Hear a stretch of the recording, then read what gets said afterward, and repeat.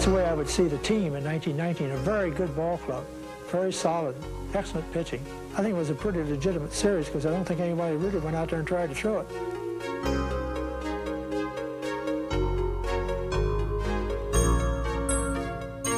I didn't go for a no-hitter in either ball game till the last inning, and I would give them everything I had. No let-ups, no changes, nothing cheap. If I was going to get beat, I was going to get beat on my strength. They call us the Ragamuffins. We weren't supposed to win the pennant, but we had a great bunch of guys that really played well together, and we had a lot of fun on the way to winning the pennant.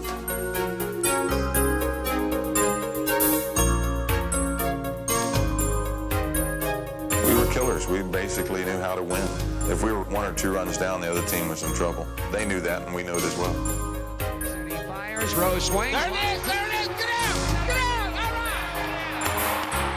Hit number 4192. Reds, the official history of baseball's oldest team. Let's make it clear that Cincinnati is a tremendous place to play baseball. I was born here, right close to Crosley Field.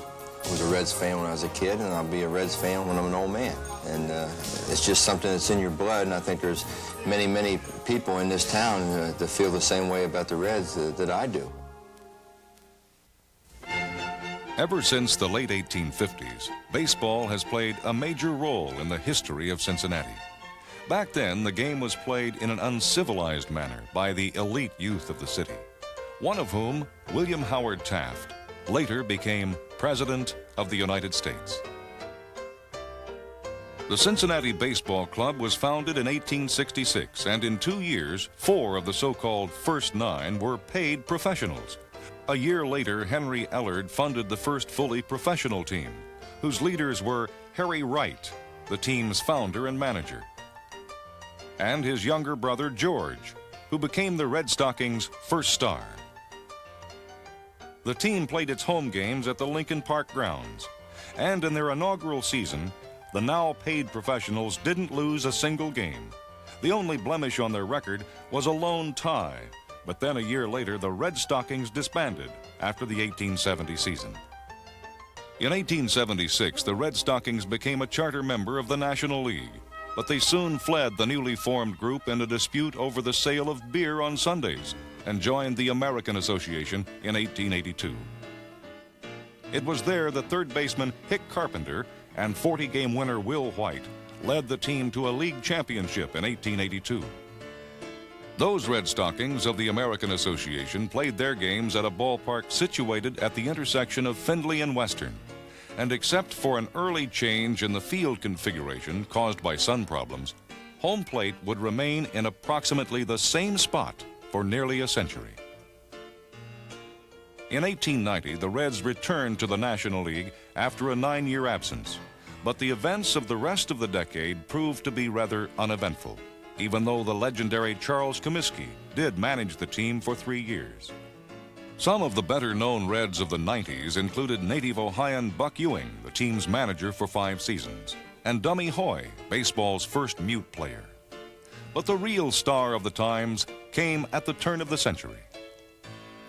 In 1902, they built the Palace of the Fans, and that was the first ballpark in America that had distinct architectural overtones. It was patterned after the World's Fair architecture in Chicago. It had a terrific look. It had a very spacious look to it. It had a lot of architectural flair, but it didn't have many seats. That was a problem because the popularity of the Reds was expanding along with the city. The reasons included August Gary Herman, the Reds' dynamic president, and players like 1905's batting champion Cy Seymour and pitcher Noodles Hahn. The result was the building of a new stadium with more seats, Redland Field, which was completed in 1912. Some of the park's first big names included third baseman Heine Groh, who used the famous bottle bat, and Hall of Fame pitcher Christy Mathewson, who managed the Reds from 1916 to 1918. However, it wasn't until 1919 that the Reds reached the promised land. Under the guidance of manager Pat Moran, the Reds won their first National League pennant, outdistancing the Giants by 9 games. That year, the pitching was provided by Hod Eller, who won 20 games, 19-game winner Dutch Ruther, and left-handed ace Slim Sally, who won 21. The hitting came mainly from Hall of Fame center fielder Ed Rausch, who hit over 310 times in a Reds uniform and led the league in 1919 with a .321 average. So the Reds moved into the World Series against the Chicago White Sox with great expectations and came out winners 5-3 for their first World Championship. The victory, however, was tainted when almost a year later, several White Sox players were accused of throwing the series. With its facts, opinions, and innuendos, the subsequent trial just about ruined baseball. And although the 8 players were later acquitted, they were banned from baseball for life by Commissioner Kennesaw Mountain Landis, thus casting a pall on the Reds' triumph. If there was anyone that really attempted to throw that series, it was the pitchers, Williams and Cicotti. If you read carefully, you see it all the way through. I don't think the rest of the players did anything but went out and played their best. So I think the series belonged to the Reds, and I'm not a rabid fan by any means. I'm a historian and a researcher, so I can say that in all honesty. I think the game belonged to the Reds, and the series was won honestly. Baseball, for some reason or another, is a big part of your life in Cincinnati. Everybody's associated with it. Mom, dad, kids, everybody's associated with it. It's kind of like playing almost in your hometown. Everybody knows you, you know everybody else. The 1920s might have been a roaring time for most Americans, but that wasn't the case in Cincinnati, where the Reds played follow the leader for much of the decade.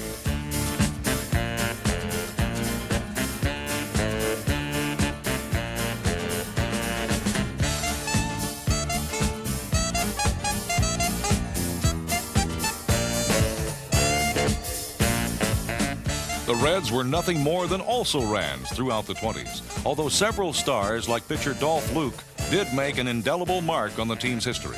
In 1923, the Cuban-born Luke won 27 games and had a 1.93 ERA. Then there was 6'5" Epa Rixey, the Reds' all-time winningest pitcher with 179, who had 3 20-win seasons in his first 5 years in Cincinnati. But even those 2 pitching greats couldn't stop the Reds' decline. And by the end of the 20s, the team's fortunes, just like the country's economy, had collapsed. By the early 30s, the Depression was fully entrenched in our society, and the Reds were fully entrenched in last place. But then Powell Crosley came to the rescue. Crosley had made his fortune in the radio business in Cincinnati and believed that the Reds should remain in the city. So he bought the team in 1934 and entrusted the baseball side of the operation to Larry MacPhail. Crosley and MacPhail proved to be innovators with ideas like night baseball, which found its roots in Cincinnati in 1935, when more than 20,000 fans showed up for the Major League's first night game. In September of 1936, MacPhail was replaced by Warren Giles, who would eventually turn the Reds into contenders, but not right away, even though the team did have talented players, like Hall of Famer Ernie Lombardi, who had joined the Reds in 1932. In his 10 seasons in Cincinnati, Lombardi batted over 307 times and won a batting title in 1938. When he swung at a ball, he usually hit it. And he could hit it just any direction that he wanted to. He could take a ball low and outside, and I've seen him hit shots over the left field fence. Another characteristic about him that was so unusual, I've seen him catch many, many balls with his bare hand and just throw it back and never make any show of emotion or anything, except maybe try to knock a pitcher off a mound when he did it. Some of those pitchers who Lombardi tried to knock off the mound were already there too, and the best of the group turned out to be one the Reds had acquired in 1933, Paul Derringer. Cincinnati Ball Club is going to finish higher in the race than they did last year. And one of the main reasons why I think they will finish higher is because this boy right here, Paul Derringer, I think will be the best pitcher in the National League this year. As things turned out, Derringer's best year wouldn't come for a while, and the Reds still floundered in the late 30s. No matter how hard they tried, they just couldn't seem to get a leg up on their opponents. Then in 1937, things in Cincinnati went from bad to worse when the Great Flood left more than 500,000 people homeless, including the Reds, as Crosley Field suffered from the same fate as the rest of the city.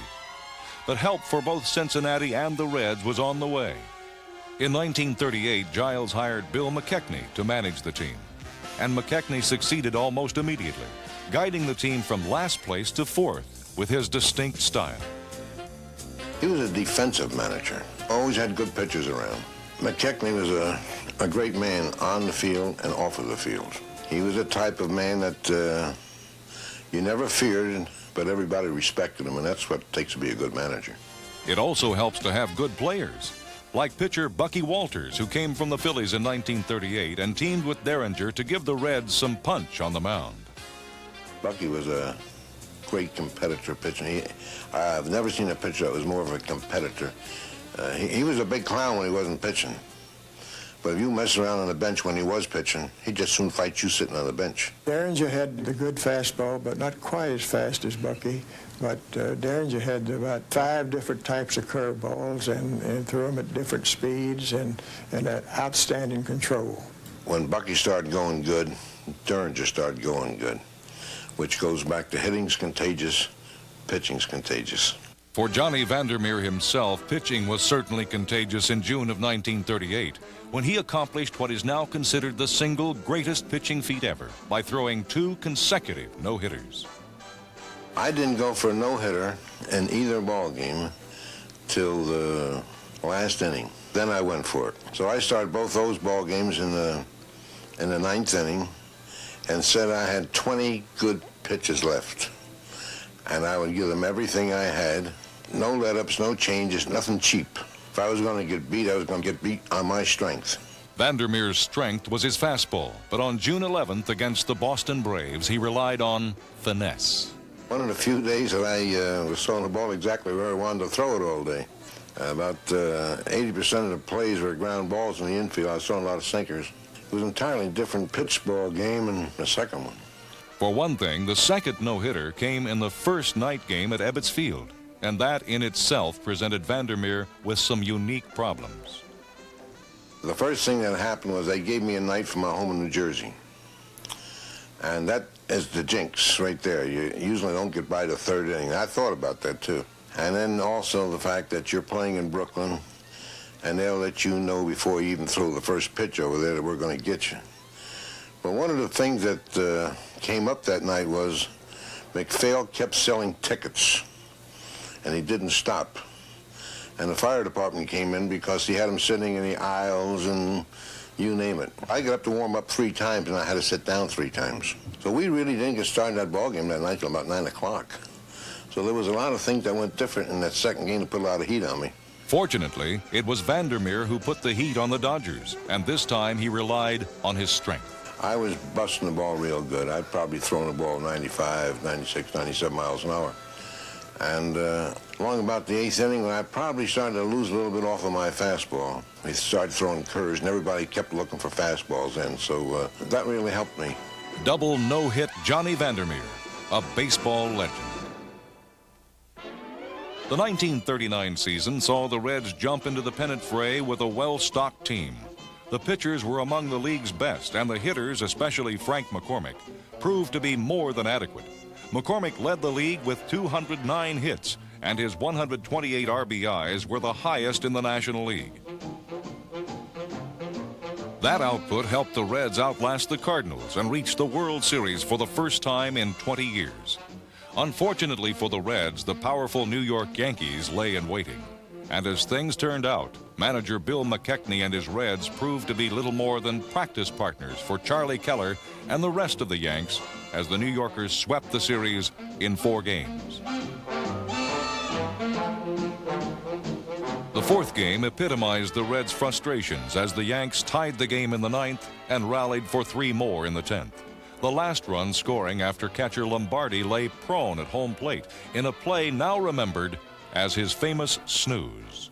What happened on that particular play was never explained by the media because they called it before they knew what it was all about, and it stayed that way. The ball came up and hit Ernie in the cup, and he was just paralyzed. He couldn't move, and the ball laid probably about 15 feet in the back of him. And Wallace did not back up the play. Only mistake I ever seen Wallace making all the time I spent with that great pitcher. But Mom never said one single word, took the whole rap for the whole business, kept him out of the Hall of Fame for a long time. Fortunately, the play didn't ruin the Reds as a team. In fact, the next year, they went right back to winning, starting on opening day against the Cubs, when Ivo Goodman's homer led the way. From there, the Reds charged into first place and didn't look back until despondent backup catcher Willard Hershberger took his own life midway through the season. We were something like 15 or 18 games out in front, and Hershberger committed suicide. Our number 2 catcher behind Lombardi, who was a fine number 2 catcher, receiving as well as a little hitter, and he was just an excellent guy. We put the black armbands on. We kept them on for 30 days. From there to that 30 days, I don't believe we won over 5 or 6 games. Our lead dwindled down to where we finally had about a 3.5 game lead, but we built it back up, and when we pull those armbands off, it's like taking that shadow and bringing the sunshine back in. By early October, the sun was really shining on Cincinnati, with the Reds in the World Series again, this time facing the Tigers. Unfortunately, Ernie Lombardi was injured, and a coach, Jimmy Wilson, had to catch. Incredibly, Wilson performed superbly and wound up as the Reds' leading hitter in a series that went 7 games. In the finale, the Reds' Paul Derringer and the Tigers' Bobo Newsom staged a classic pitching matchup. Detroit led 1-0 until the 7th, when Frank McCormick doubled to lead off the inning. Then Jimmy Ripple doubled to right, and McCormick scored to tie the game.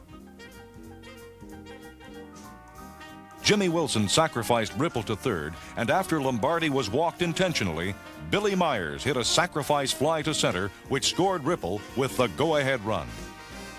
Derringer then retired the final 6 Detroit batters without a hitch, and the Reds had won their 2nd World Championship, 21 years after the first. I don't care what people say about opening days in New York or LA or Chicago or wherever. Cincinnati's unique. Everybody gets involved. It's a World Series atmosphere. There is the Findlay Market Parade, which is a traditional event. It's just a very, very special day. No matter how long it may take us to overcome this premeditated invasion, the American people in their righteous might will win through to absolute victory. Like most everyone else, the Reds were affected by World War II, and with many regulars in the armed forces, 15-year-old Joe Nuxhall was afforded a unique opportunity, the chance to become the youngest major leaguer ever. I was sitting there, you know, a young kid, just 2 weeks prior to that, pitching against 12 and 13-year-old kids, and admiring how Stan Musial and Whitey Kurowski, I mean, they're just hitting ropes all over the place, and I'm saying, boy, these guys can really pound that ball. So all of a sudden, Mr. McKechnie yells, Joe, and I'm sitting down at the far end of the dugout, and I don't, no way he's talking to me, you know, another Joe on the ball club, and so I don't pay any attention. And he yells a little louder, Joe, and this time I look at him, he says, yeah, you go warm up. And all of a sudden I said, holy smoke, I'm in trouble now. And then things really started to sink in. This is the major leagues. This isn't Ford's Ball Diamond in Hamilton. That's Stan Musial hitting. That's not Billy Jones. The end result was 2/3 of an inning, 5 walks, a wild pitch, 2 hits, and 5 earned runs. And people say, well, that wasn't too bad for 9 innings. I said, time out. That was for 2/3 of an inning.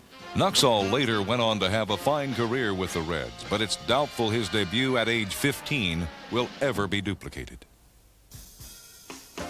After the war, the Reds' best pitcher was unquestionably Ewell Blackwell. In 1947, Blackwell won 22 games and pitched a no-hitter, but it was his buggy whip motion which earned him the respect and attention of his opponents. Just picture a man that was 6'6" and weighed about 170 pounds, and had arms just about as long as his body, throwing from third base. That would be the impression I would have as far as hitting against Ewell Blackwell. He made a lot of good players ill on that particular day that he was going to pitch.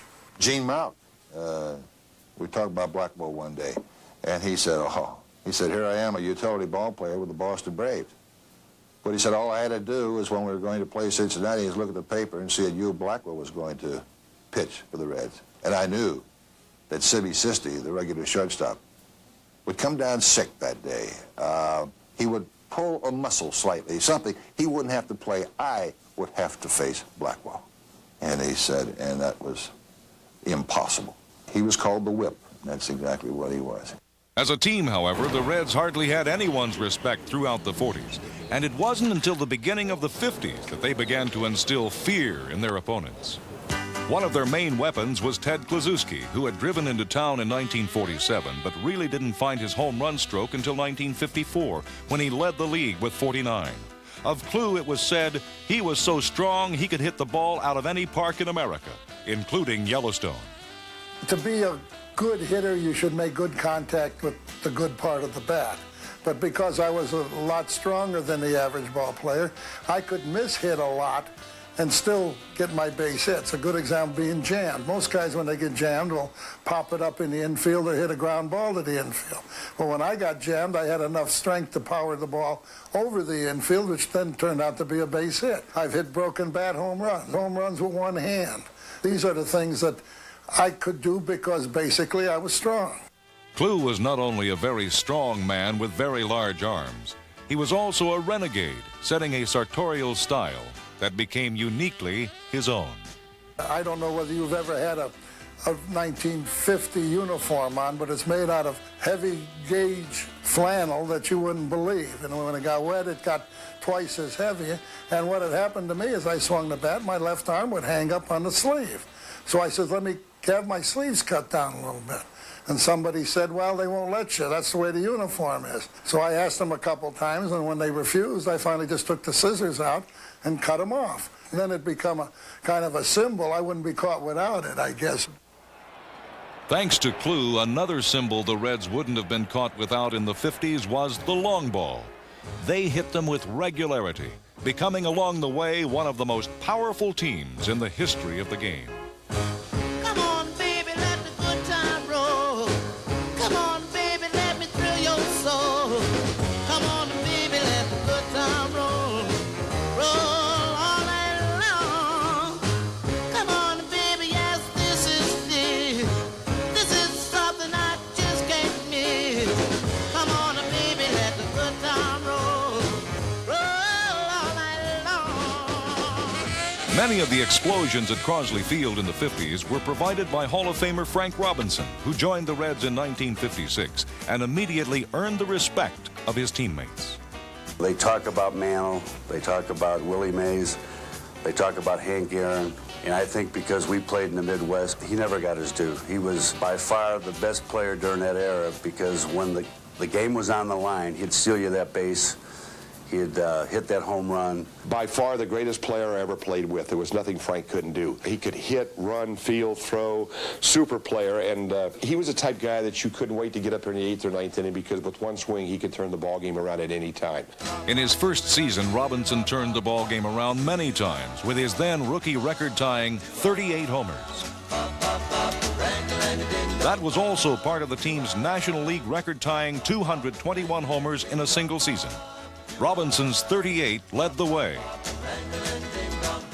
followed by Wally Post's 36, Ted Kluszewski's 35, Gus Bell's 29, and Ed Bailey's 28. When you have that kind of muscle, I guess is what I'm trying to say, in a lineup, pitchers cannot really relax a little bit. If they do, you're in trouble. And we'd go into 6th, 7th inning down 4 or 5 runs, knowing it wasn't over. You know, if we could hold them right there, we got a shot at it. Actually, the Reds had a pretty good shot at winning the pennant in 1956, as manager Bertie Tebbetts drove them near the top of the league by mid-season. The biggest thing of all has been the fact that the guys think they can win. Our pitching is very much stronger this year, and Frankie Robinson has patched up a hole in left field, which meant a lot.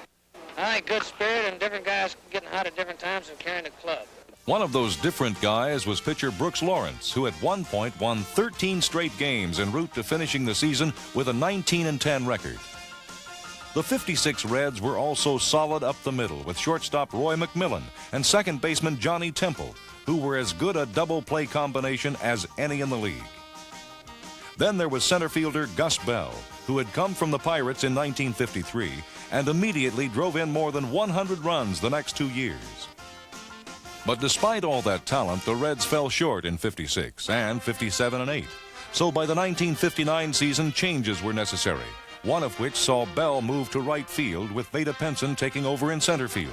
Pinson was a different sort of player, and he brought to the Reds an added dimension which helped both him and the team. Having speed, which was a normal thing around in Oakland, everybody could run. I was able to outrun a few infield hits and things like that, but it made it easier because we had some veteran ball players on the team. And these people sort of taken the pressure off of me. And Frank Robinson was there from the same hometown, so this all helped. And as time was going on, the season was over and I had 200 hits. Pinson, in fact, would have more than 200 hits 4 times in his 10-year Reds career. And it was he, along with Frank Robinson, who formed the nucleus of the Reds outfield as the 60s began under the guidance of new manager Fred Hutchinson. Hutch had taken over from Mayo Smith during the 59 season. And after a slow start in 1960, he had the Reds on the move in 1961. That season, everything fell in place for the Reds as they wound up winning the National League flag. It was also the year that relief pitcher Jim Brosnan chose to write a book about the Reds called The Pennant Race, a chronicle of the team's success throughout 1961. To say that the 1961 season was something special is an understatement. As a pitcher, it was my most memorable moment in baseball. As a writer, winning the pennant was something of a bonus. We were not expected to win, but we did. That gave my book both focus and title. I dedicated the book at the time to my teammates who made it possible. That's the way I felt then. That's the way I feel now. Here then is our story. Like most baseball seasons in Cincinnati, the 1961 National League schedule opened to a packed house at Crosley Field. That was nice because after last year's 6th place finish and 6 weeks of a horrible spring training, we had little indication that a good season was in prospect. But in the offseason, new general manager Bill DeWitt had acquired Joey Jay from the Braves to help bolster the pitching staff. And for our offense, he did pry Gene Freese away from the White Sox. So that day, Wally Post came through in grand style, hitting a home run to back the 4-hit pitching of Jim O'Toole in our 7-1 win over the Cubs. After that, we played okay for a while, but then we went out west and just plain fell apart. We wound up losing 8 straight games and found ourselves in the National League cellar. But then things began to turn around for us. In the middle of a 9-game winning streak, Joey Jay pitched a 1-hit shutout against the Phils for his first win as a Red, and that seemed to really get him and the rest of us going in the right direction. Everyone started hitting well. Our bench, with guys like Jerry Lynch, was really making a contribution, and by mid-June we were in first place. But the long, hot summer was just beginning. It's tough to put a finger on one specific thing that turned the 61 season in our favor. Everyone seems to have his own idea. If there was a turning point, I think it happened midsummer, probably early July, up in Milwaukee. Milwaukee had a fantastic ball club with the Spawns and the Aarons and the Matthews and all those people. We were playing a weekend series up there, and we won a doubleheader on a Sunday afternoon from them. Spawn pitched one of the ball games. We beat Spawny. In the second game, Tony Cloninger pitched. We won a doubleheader from them in Milwaukee. My turning point in 1961, though, I think was a big 4-game series in the Coliseum. In that first ball game, Drysdale was told to intentionally walk Frank Robinson. And in the process of walking Frank Robinson, he knocked him down 3 times and hit him the 4th. It was something because the umpire did throw Drysdale out of the game. And we ended up winning 3 out of 4 of those ball games, and it was an easy September for us. Nobody got real close to us, not closer than the 3 games. As we were fighting for the pennant that summer, Frank Robinson was not only our best player, but the best player in the league. He finished the year with a batting average of .323 and added 37 homers and 124 RBIs to win the National League Most Valuable Player Award. In '61, winning the MVP, I think it meant recognition, number one. I'd been in the shadows of Mays, and it's not a bad shadow to be in, but still you want to be out and see the sunlight yourself once in a while. Winning the MVP award kind of said, hey, Frank Robinson is a pretty good ball player himself. He carried us for about 145 games, Frank. When they asked me one of the finest athletes in the National League when I played, I named Frank Robinson. He was such a good team ball player, and he was such a spark plug for us. You know, how he went our ball club, and he just seemed to be able to get the best out of everybody. Of course, Robbie didn't do it alone. He was helped out by our surprising but steady pitching staff, led by 21-game winner Joey J. And we had some other good pitchers, too, like Bob Perky, who won 16 that year, and lefty Jim O'Toole, who went 19-9. It was a good thing they did, too, because for a while there, we needed all the wins we could get. We even dropped into second place for a while, but came on strong in the end and won the pennant. Quite an accomplishment for a team no one expected too much from. They call us the Ragamuffins. We weren't supposed to win the pennant, but we had a great bunch of guys that really played well together, and we had a lot of fun on the way to winning the pennant. One more thing. I don't think many of the guys will ever forget the night we clinched the pennant. We had been in Chicago, and when we landed at the airport, a noisy, cheering crowd greeted us. Fans gathered at intersections along the 10-mile route to downtown Cincinnati, and Fountain Square was jammed with people who listened to a broadcast of the Pirate-Dodger game from loudspeakers set up at both ends of the square. When Bob Skinner of the Pirates caught a fly ball for the last Dodger out, bedlam broke loose. We had done it, National League champions. When I started my journal of the 1961 season, I had no idea it would end up as it did. A dream season. I'll never forget it. Reds fans, however, would probably like to forget the World Series that year when their beloved team faced the powerful Yankees of New York, led by the great Mickey Mantle and the record-setting Roger Maris. The team surprisingly split the first two games before they headed back to Cincinnati. Scored tied 2-2, ninth inning, and if ever it was pitch measuring time, it is right now. 2-2, and Roger Maris at bat. Bob Perky pitching. There's one. It is deep to right field, and that ball is going, it is gone. And the Yankees lead 3-2. New York held on that day, and from that point on, the Reds were no match for the Yankees, who won Game 4 7-0 and Game 5 13-5. The end might have been disappointing, but the 1961 season was a memorable one in Cincinnati. The one thing I used to do as a youth was try to catch the players as they pulled up around in the clubhouse. And one of the things I used to do was always try to hustle gloves or balls. And one time Frank Robinson gave me a glove out of the trunk of his car, which was a big event in a guy's life at the age of 9 or 10. For the Reds, there was no pennant in '62, and even when Pete Rose arrived in 1963, there wasn't much reason to believe that he alone would bring the team back to the top of the National League. He was just a local kid that had a chance to make the ball club. He wasn't even a regular, in high school. It wasn't until he was about 20 years old that Pete blossomed. What nobody realized at the time is the heart that was beating so deep and so hard inside that man. He's one of a kind. He was a tremendous athlete, a tremendous competitor, and he was really self-made, because when he broke into the big leagues in 1963, no one could have foreseen the future that Pete had. And we used to say in spring training, the guys would take a vote of the 25-man roster at that time. 24 of the 25 guys say, no, he's not going to make the ball club. The only guy that said, yeah, he thought he had a chance was the guy's job he took, Don Blassingame. Nobody gave him much of a chance to stay there that year because he was still very young. But he was a determined little guy, and I think he's going to make it. Rose, of course, made it right away, winning the league's Rookie of the Year award. That must have been especially satisfying to manager Fred Hutchinson, whose toughness rivaled that of Rose. Fred was a big, strong man, a man's man, and the players respected him tremendously. He was hard-nosed, and he wanted his players to be hard-nosed, and don't let anybody buffalo you, and that's the type of a guy he was when he played, and that's what he demanded out of his players. Everybody feared Hutch, and that's what made him such a great manager. Sadly, Fred Hutchinson died of cancer after the 1964 season, and in tribute, his uniform number will never be worn again. The 1965 season began with Dick Sisler as the manager of a Reds team that many thought would mount a serious challenge for the pennant. One reason was the addition of Tony Perez, who became the Reds' regular first baseman.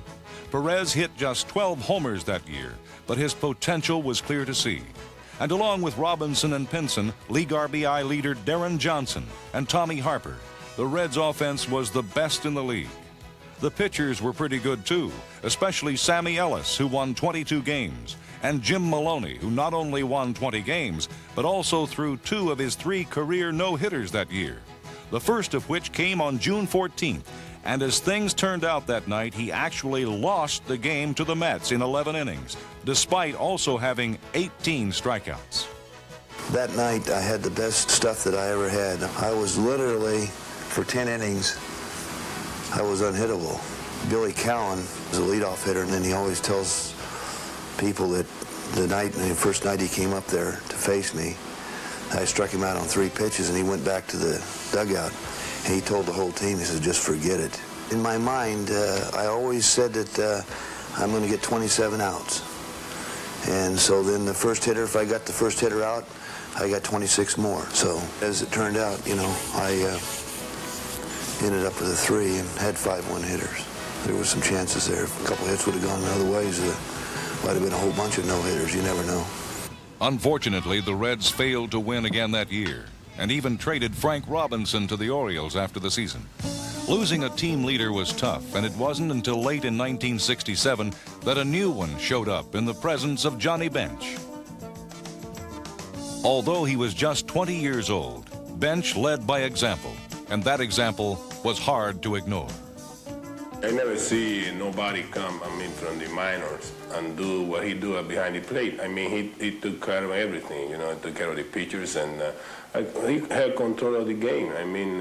It don't look like he was 20 or 21 years old. He's just a guy who came to the big league to stay and be a superstar. When I got up to Cincinnati, I felt like I had the ability to play. And we were on the threshold at that time of developing into what soon became the Big Red Machine. So for me, it was a simple matter of day in and day out being able to play with those great players, being surrounded by them. Took a lot of pressure off of me, and it made playing every day easy for me. One thing that wasn't easy for Reds fans was having to say goodbye to Crosley Field in 1970.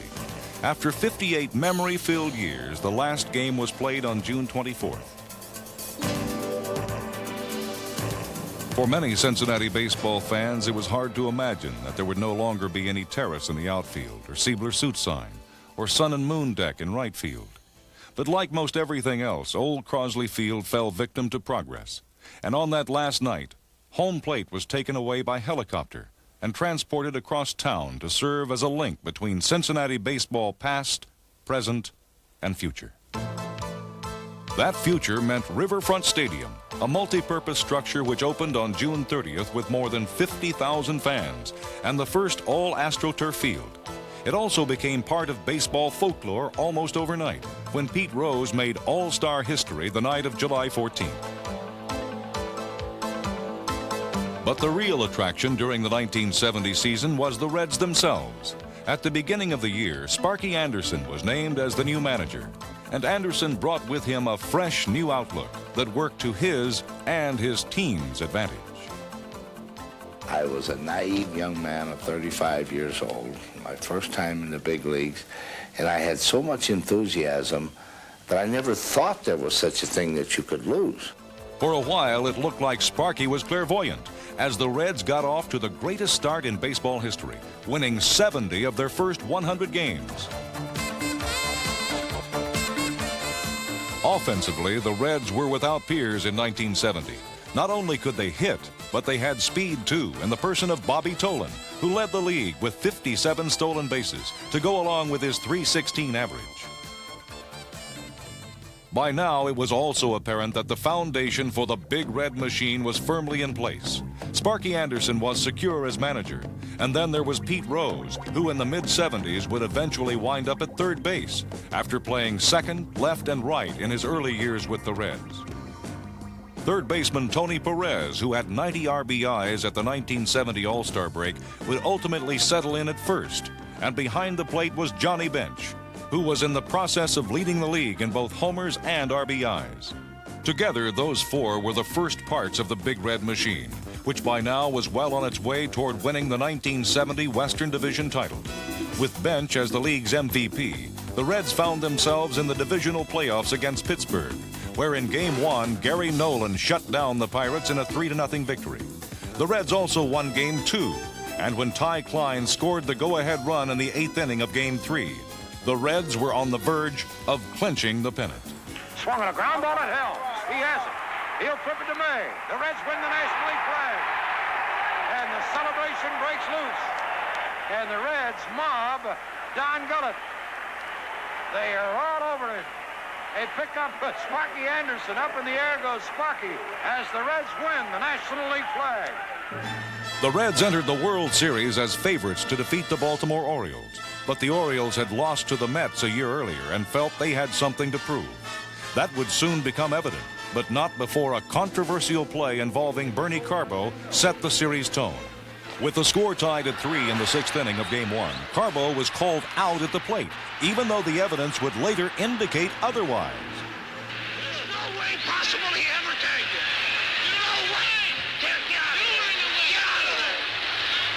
But bad calls didn't beat the Reds that year. Brooks Robinson did. Brooks was spectacular, repeatedly robbing the Reds of hit after hit, turning the Fall Classic into his personal showcase. Fittingly, Robinson would be responsible for the last out in the Orioles' 5-game series victory. For the Reds, losing was disappointing, but then again, the 70s were just beginning. 1971, however, was a terrible year for the Reds as they finished 4 games under 500. Changes were needed, and in the offseason, general manager Bob Howsam sent second baseman Tommy Helms to the Houston Astros, along with first baseman Lee May. In exchange, the Reds got infielder Dennis Menke, outfielder Cesar Geronimo, pitcher Jack Billingham, outfielder Ed Armbrister, and the key to the deal, second baseman Joe Morgan. We were in the room in Houston, and I'll never forget Bob Howsam saying, "We have just made a trade with Houston, and in a half hour they're coming down to this room and join us, and we will go to the press room and announce it." And he told us all what the deal was. And I said, "Bob, you have just won the pennant for the Cincinnati Reds." I said, "This is the best trade to me that you'll ever make in your lifetime." As things turned out in 1972, it didn't take Morgan too long to show his worth to the Reds, leading the league in runs scored, while sparking the team to its 2nd division title in 3 years. Once again, the Reds faced the Pittsburgh Pirates in the championship series. But this time, things weren't so easy, as the series went a full 5 games. It came to the 9th inning, and we were down by a run, and I'm on the on-deck circle leading off the inning against Dave Justy, one of the great right-handed relievers in history, basically. And people were hollering in the stands, "Johnny, Johnny," and somebody said, "It's your mother." And I turned around and I looked at her and she said, "Hit me a home run." And I sort of glowed. I thought, "Mom, I wish you were that easy, and I wish it weren't Dave Justy." But the change hit in the air to deep right is called by Al Michaels. We'll live on. 1-2. The wind. And a pitch to Bench. Change hit in the air to deep right field. Back goes Clemente. At the fence. She's done! When Johnny hit that home run to right field, and everybody, everybody said, "Well, here we are." And then I got a base hit, and Foster ran for me, and he scored on the white pitch, and that was great, going to the World Series. The stretch. And the 1-1 pitch to McRae. In the dirt. It's a wild pitch. Here comes Foster. The Reds win the pennant. Bob Moose throws a wild pitch, and the Reds have won the National League pennant. The reward for that was another trip to the World Series, and this time the Reds found themselves facing the upstart Oakland A's. Unlike their previous trip to the series in 1970, the Reds played well, but so did the A's, and Cincinnati found itself frustrated once again. We should have won that World Series, there's no question about it. But they had a great baseball team. They did so many things that were right in that series, and they still beat us in 7 games. We were the best club, and they're the best team I've ever played against in my 18 years. The Reds might have been losing World Series, but all the while the Big Red Machine was getting even stronger. By now, Morgan was fulfilling Anderson's prophecy as the best second baseman in the game, and his partner at short, Dave Concepcion, was maturing rapidly. We didn't bring Davey up here expecting him to carry the load. Davey just had a job to do, and he went about it. Up the middle. Concepcion, a fine play to throw in time. What a play. Took him some time to get his feet on the ground, but he became a tremendous player and a big part of their Big Red Machine. Ground ball. Look out now, it's going to be close at second. A great play by Concepcion. Concepcion was just a baby. He was just a kid, 157 pounds then, and he reminds me of a young fawn.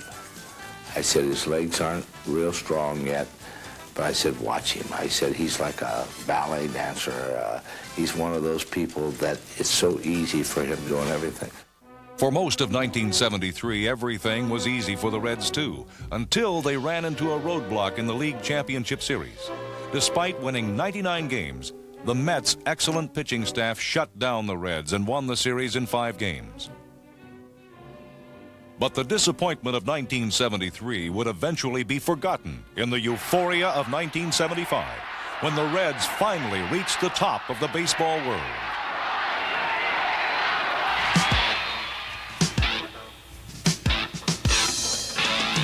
After a slow start, the Reds came alive in June, and by the All-Star break had taken a 12.5-game lead.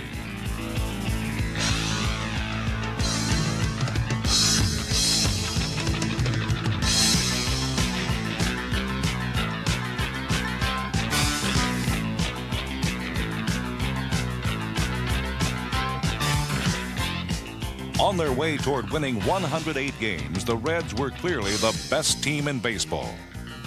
We just toyed with people. We played different lineups all the time. I'd give guys 2 days off, 2 at a time. I'd just give them 2 days off, let them rest. And that whole year was spent just really with the pitching. I never really concerned myself with the other part of the club, just the pitching. With Gary Nolan, Jack Billingham, and Don Gullett, the pitching staff that year had 3 15-game winners. But it was the 24-year-old Gullett who really stood out, losing only 4 times with an ERA of 2.42.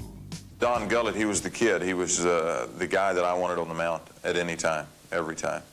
Second of all, he was a great athlete and a gutty kid, and he wanted the ball. He threw hard, got people out. I mean, there wasn't any tricks to it. He basically just said, here, hit it, and they couldn't hit it. Fortunately, the Reds could hit it.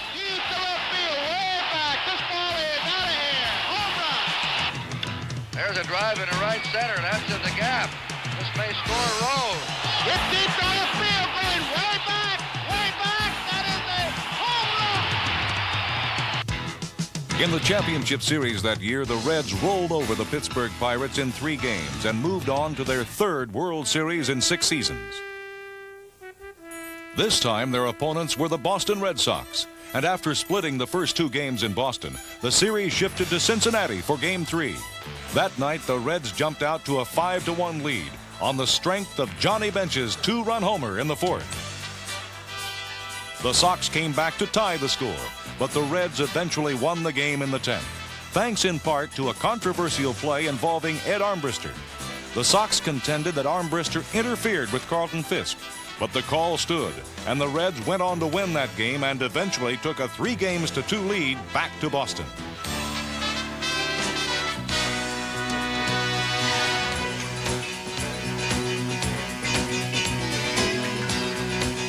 Game 6 was delayed for 3 days because of rain, and when it was finally played, the Reds overcame an early Boston advantage and took a 6-3 lead into the bottom of the 8th. But that just set the stage for former Red Bernie Carbo, who came to bat in the Boston 8th with 2 men on and 2 men out. Deep center field, way back, way back. We're tied up. From that point on, the 2 teams battled long into the night, staging one of the most dramatic games in World Series history. They're tagging up the 3rd. Here comes the throw. It is in time. Well hit right field, deep. Evans is going back near the wall. Oh, what a catch he made. What a catch by Dwight Evans. Finally, in the 12th, Carlton Fisk put an end to the suspense with what is now considered the most dramatic home run in World Series history. It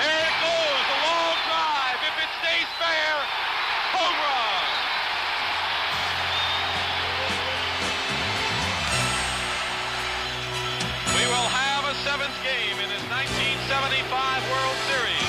I'll never forget going to the bus that night. Rose came up and tapped me on the shoulder. I was walking up. He said, "Wasn't that the greatest game you have ever been in?"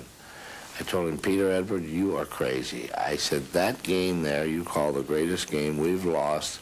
And I said, "And I'm not going to sleep tonight." And you say that's the greatest game. He said, "Look, we'll win tomorrow." But that was the best game I've ever played it. All the money's on the line, and all the glory's on the line, and we're playing for them diamond rings, and we just hope that we can get Bill Lee. He's a tough pitcher, and they got to get Don Go to tough. There's his blooper pitch. There it is. A high drive. He was waiting for that one. That one is gone over everything. And now we have another one-run ball game in this World Series. Tony Perez's two-out, two-run homer in the sixth had narrowed an early Boston lead. And after the Reds tied the game in the seventh, Joe Morgan's two-out, ninth-inning hit put Cincinnati ahead 4-3.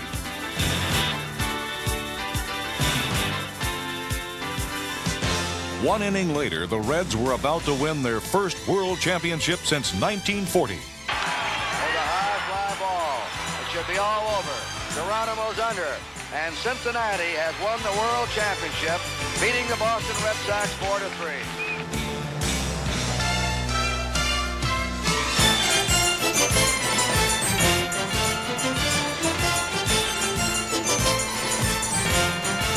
For the 115th time this season, this one belongs to the Reds, and it was a big one. Right on, this is the biggest one I've ever played in, Marty. We've come from behind and look like we're dead, but we never die. This is an unbelievable ball club, and I'm just so happy, man. I can't tell you how much, and Pete Rose is unbelievable. Sparky kept revving us up in there, and the extra men tonight really stayed on everybody's case, and it was strictly a team effort. We told Cincinnati before we left that they're going to be the champs, and we're the champs, number one.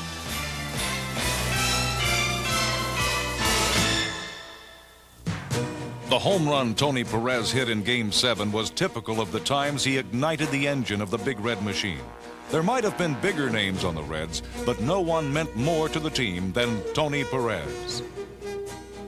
Rose was leading the league and hitting. He was hitting 401. I was hitting 400 even or something on this particular day. So we were standing around the cage and we're feeling pretty good about ourselves. You know, we're hitting pretty well. So Perez had just struck out the night before with, winning run on base. So he was in the batting cage where he hits the ball. We said, that's about 24 hours too late, Tony, and we laughed. And Tony came out of the cage. He was real upset. He said, "I tell you something." He said, "You and Rose, you hit 400, you hit 401. You don't make us win." He said, "When the big dog hits, we win. Your job, get on base. I drive you in." You want to win, and you have a winning team, you have to have one guy who come out with a big hit with 2 outs. I was very confident on myself. And every time I go to the play and I see Morgan or Rose in second, they're going to get on me. They're going to say, "Hey, I got in second for you." Morgan going to say, "Tony, you're still second and you leave me here."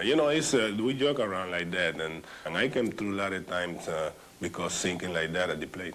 I look back now at my years. He's the greatest single leader I was ever around. He was the only person that could tell Bench something, he could tell Rose something, he could tell anybody something. They used to say that he was the one for the Latin players. That's not so. That is the biggest misunderstood thing there ever was. Tony Perez was the #1 leader on that club because he had everybody's attention. And whenever he said something, people listened. By 1976, people were listening intently to the exploits of the Big Red Machine, which now included Ken Griffey in right field, who was in the process of hitting over 300 3 straight years. Add to that Cesar Geronimo in center, who was on the verge of becoming another of the Reds' 300 hitters, and George Foster in left, who was about to embark on the first of his 3 straight 100 RBI seasons, and you could see a machine in perfect working order. Those Reds were a special team, one that we may never see the likes of again. And in fact, we may also never see the likes of a better all-around player than Joe Morgan during the 1975 and 76 seasons.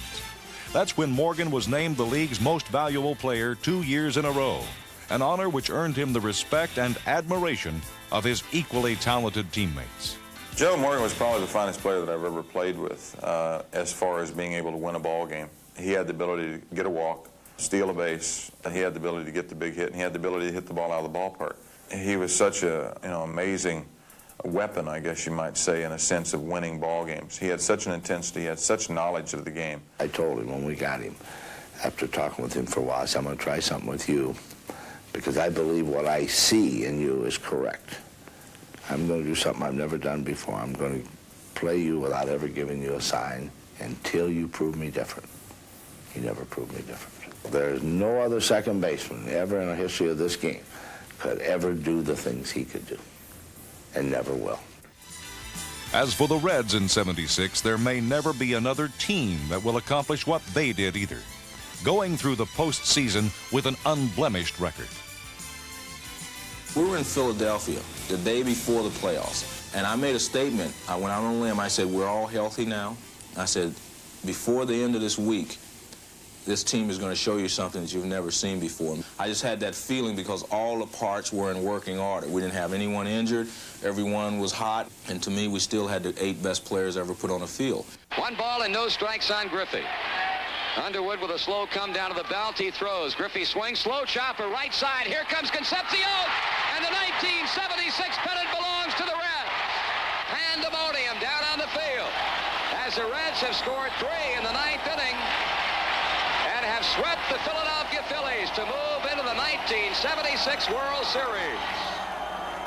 And then when we go to the World Series, we know nobody going to have a chance to play against us because when you got players like we did in 76, and but they confident, forget it, you don't have a chance. And we just go out there and beat New York just like we play anybody who know they're going to lose. In the World Series that year, it was Johnny Bench who made certain the Yanks would lose in 4 straight, hitting .533 with 2 homers and 6 RBIs. Get out of here! Get out of here! How about that? Boys, I got news for you. We're going to be world champions again, Sugar Bear. I got news for you. We are now going to be world champions again. You know, if our big men don't swing, what do? We die. We die. We're not going to die. We don't play that way. Hey! Doggy, doggy, oh, way to go! Hey, John! John! We're world champs, man. This club here is the greatest club that's come down the pike for one reason. They got more class than any other baseball team has ever had. They dressed when you left to go on a road trip. They looked like they all came out of Esquire. It became a thing on the club that they tried to outdress each other. We enjoyed each other and we shared with each other, and when it come game time, though, that was a different matter. We were business on the field.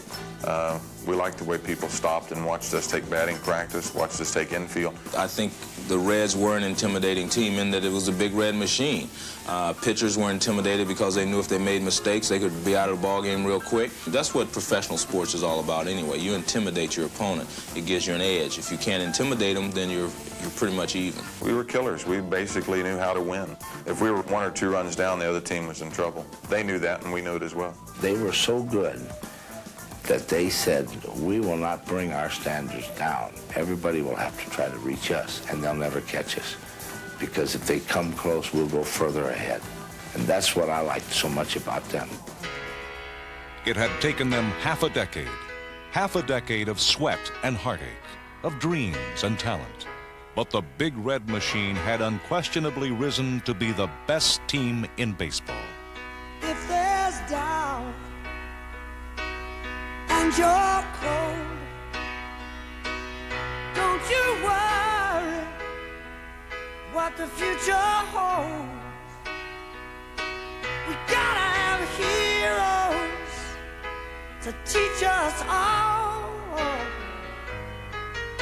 to never give up on your dream. Crazy notions to never lose. It'll take a long, long time for to fill your shoes. It'll take somebody who's a lot like you, who never gave up on a dream.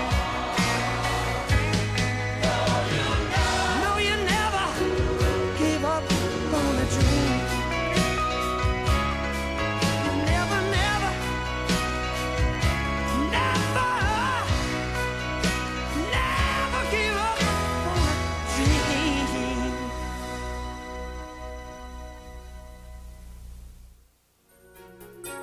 The Reds were Always a team that made things happen, and we're always hustling. I think that has a lot to do with the reason there's a lot of players out of Cincinnati, because they grew up watching the Big Red Machine. You know, guys like that were very important to a youngster who was really serious about baseball.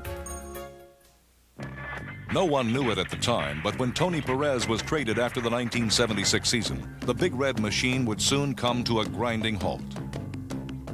In the years that followed, Sparky Anderson, Pete Rose, and Joe Morgan would move on too, eliminating 3 more important cogs of the machine. But that's not to say that the team totally fell apart. In fact, with Perez's departure, George Foster emerged, hitting 52 homers and driving in 149 runs in 1977. That same year, Tom Seaver came from the Mets in a trade, and a season later threw the first no-hitter by a Red at Riverfront. 2 years later, in 1979, the Reds won their 6th divisional title of the 70s. But in 1981's strike-shortened season, they failed to make the playoffs, despite having baseball's best record. Then in 1982, the Reds lost 100 games for the first time in team history, and the atmosphere was even more melancholy at Riverfront in 1983, on the night the Reds honored Johnny Bench. Right from the start of his career in 1967, it was obvious that Bench possessed an enormous amount of talent. And throughout the 17 seasons that he took his place behind home plate, he never failed to rise above the rest. As a defensive catcher, Johnny Bench had no equal, and probably never will. It was just catch it and put it down, catch it and put it down. I mean, he had a knack and he was quick as a cat. I mean, I think he got to throw away the mole. He might be the best catcher that ever played the game. I talked to Casey Stengel about it one time, and I asked him, and he said, you know, he had seen Dickey, he had seen Hartnett, he'd seen all the great ones. And I just asked him, I said, Casey, is he as good as I think he is? He said, I have never in my lifetime, and I don't believe you ever will in your lifetime, ever see anybody that could handle a glove like he handles it. Johnny Bench would be the best player at his position that anybody ever was.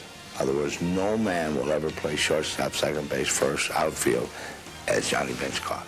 One thing is for sure, no man ever hit more home runs as a catcher than Johnny Bench.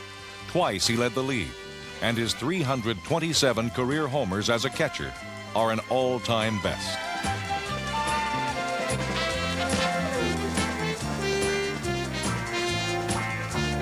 Fittingly, Bench would go out in style on his night, when he gave an adoring crowd that included his parents a going-away present they'll always remember.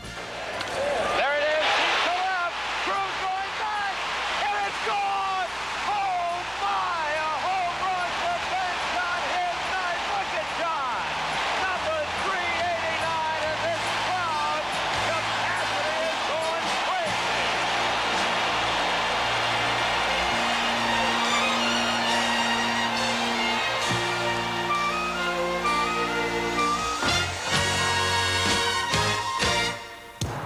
By 1984, the Reds were beginning to show some signs of rebounding, especially Mario Soto, an explosive strikeout pitcher who was on his way toward a career-high 18 wins.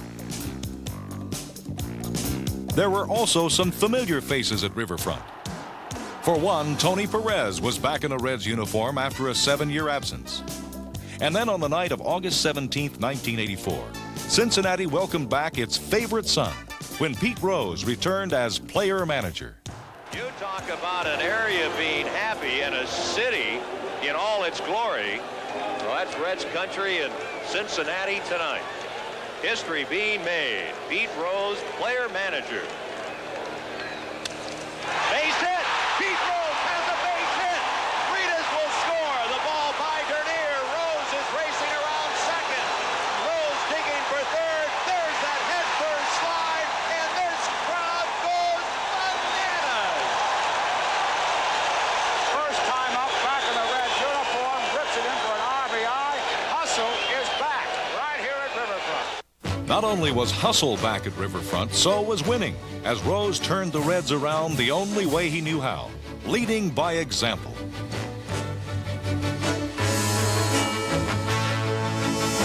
Even at the age of 43, Rose would settle for no less than all out, something he did even as a kid when he learned his baseball at Cincinnati's Western Hills High School.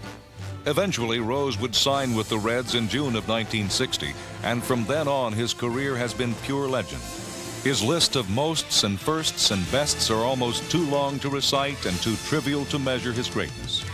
There are some who say that Pete Rose is the best player the game has ever seen, a man blessed with the perfect mix of talent, desire, hustle, inspiration, and leadership.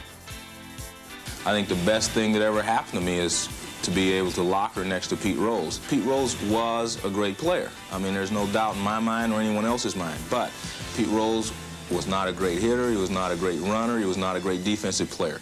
But if you watched him do all those things, he was great at them. He did not have a strong arm. He did not have a lot of range. He could not run real fast, but he always ran as fast as he could. Every day was like the 7th game of the World Series. If you work hard and you have fun doing it like I have, playing baseball all these years and hitting the baseball, and if you play yourself in the position to be number one in something instead of being number two, go ahead and do it. And my philosophy is if you're number two, don't be satisfied because you got one space to make up. True to his word, Rose would never settle for second best. So as his playing career neared an end, Rose set his sights on passing Ty Cobb as baseball's all-time hit leader. Your hit total just grows and grows. Hey, Pete. Hey, Pete. You sure do a job. Sure do a job. Won't be long before you catch old Ty Cobb. Old Ty Cobb. Hey, 14. 14. What can we say? What can we say? Gonna up and take his title away. Rose would eventually catch Cobb, with the tying hit coming at Wrigley Field on September 8, 1985.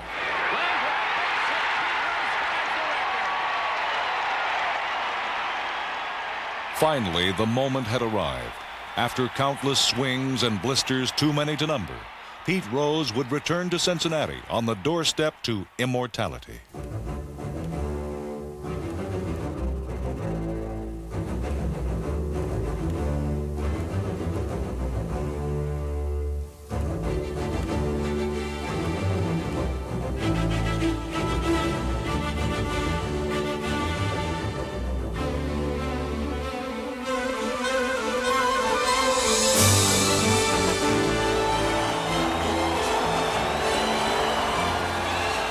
He levels the bat a couple of times. Shao kicks and he fires. Rose swings. There it is! There it is! Get out! Get out! All right! Hit number 4192. A line drive single into left center field. A clean base hit. And it is pandemonium here at Riverfront Stadium. The fireworks exploding overhead. The Cincinnati dugout has emptied. The applause continues unabated. And then this kept going and going. This was like after 6 minutes, and I said, well, maybe he needs somebody to lean on or something. So I went up there, and that's when he broke down. But he said he looked up, and, you know, he could see his dad. And I was just glad I was there to shake his hand and, you know, give him the shoulder he needed at one time. What you really saw in the course of 8 minutes, I believe, was 3 generations of Pete Roses. 1, me getting the hit. 2, me thinking about my father, and 3, my son Pete coming out to congratulate me. I was standing there clapping, and I seen him start to cry. So a couple of players said, go out there, he needs you and stuff like that. Me and my dad were not too much about hugging and stuff, and I didn't. I was a little nervous to go out there. But when I went out there, I hugged him. I got chills and little tears, and he said that I'll beat his record, and hopefully it'll come true.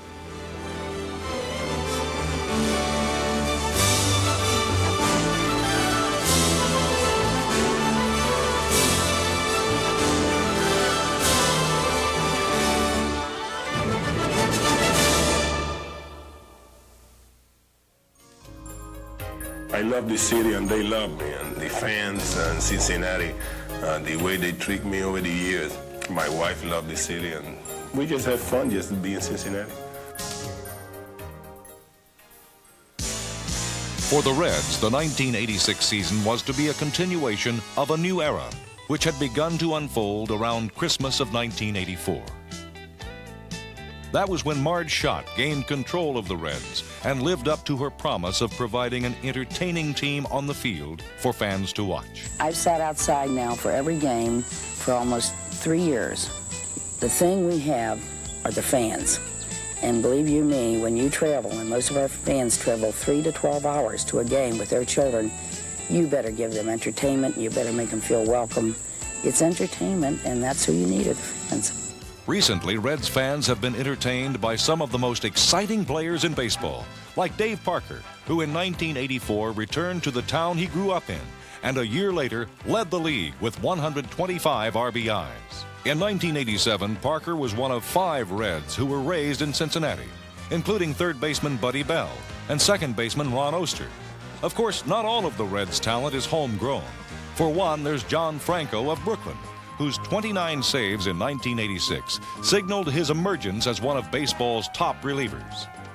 For another, there's Eric Davis, although the Reds expect that baseball's brightest young star will make Cincinnati his home away from home for years to come, and someday be remembered as the one player who started up the Big Red Machine a second time around. But like the Big Red Machine of the 70s, Davis won't be able to do it alone. And judging from the Reds' mix of talent, both young and old, he won't have to.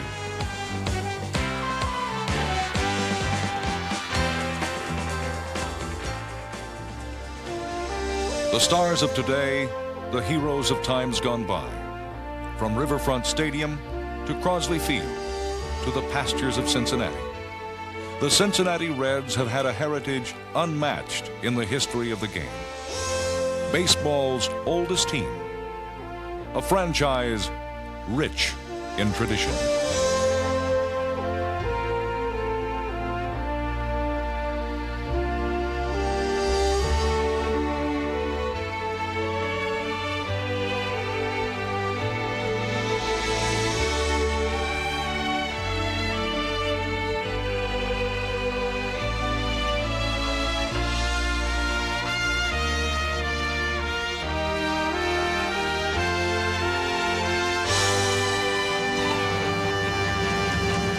At his bat now.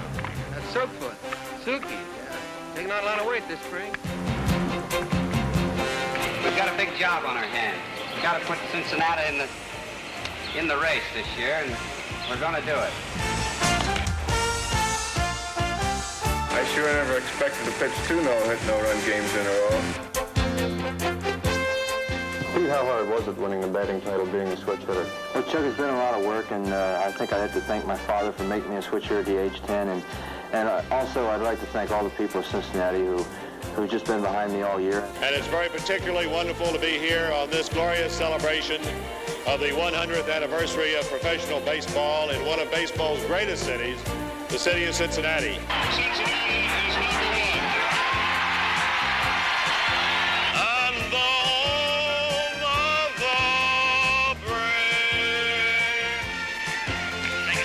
Eat your heart out, Eddie. I don't know what this means. This is something I never think is going to happen to me. When I start my career back in 1960. Fly ball, left field, it's hit deep.